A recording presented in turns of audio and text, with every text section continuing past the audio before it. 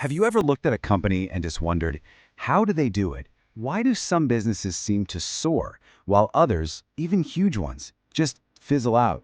It's not luck. It's not magic. It all comes down to one thing: business strategy. Okay, let's look at a tale of two companies. First, you've got Starbucks. They didn't just sit back and sell coffee, right?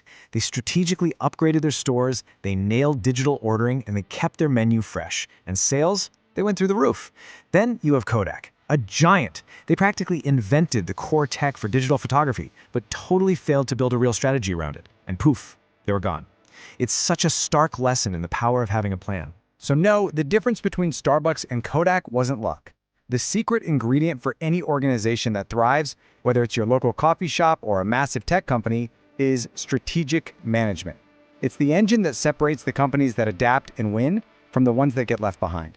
But what does that really mean, strategic management?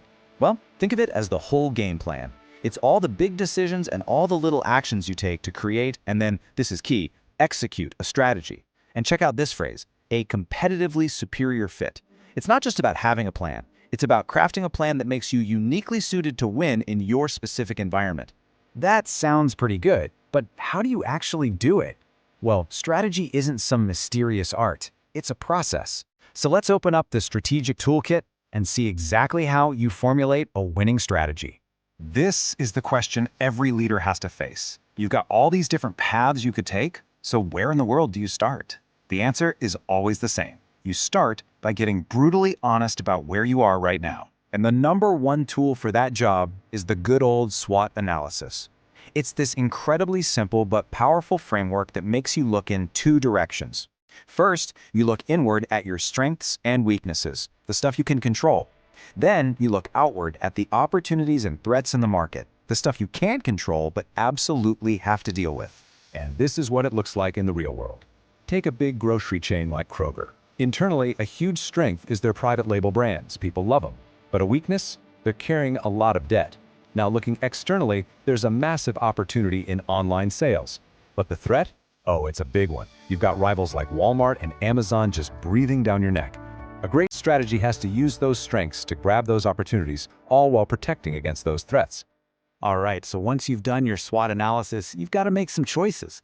You just can't be everything to everyone. And that's really what strategy is all about, making those big, tough decisions about how you're actually going to compete. And these decisions really happen on two different levels. Think of it like this. Corporate level strategy is asking, what business are we even in?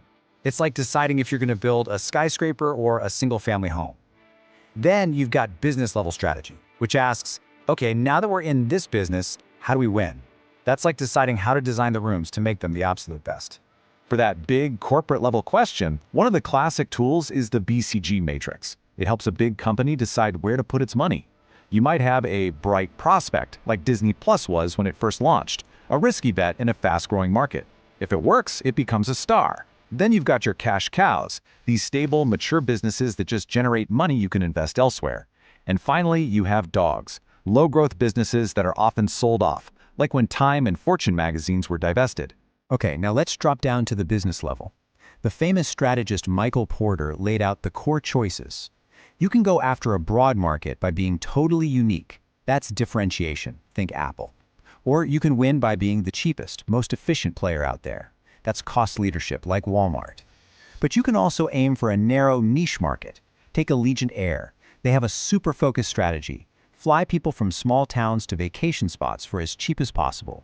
That's a perfect example of focused cost leadership. So, you've done your SWOT. You've picked your strategy. You're all set, right?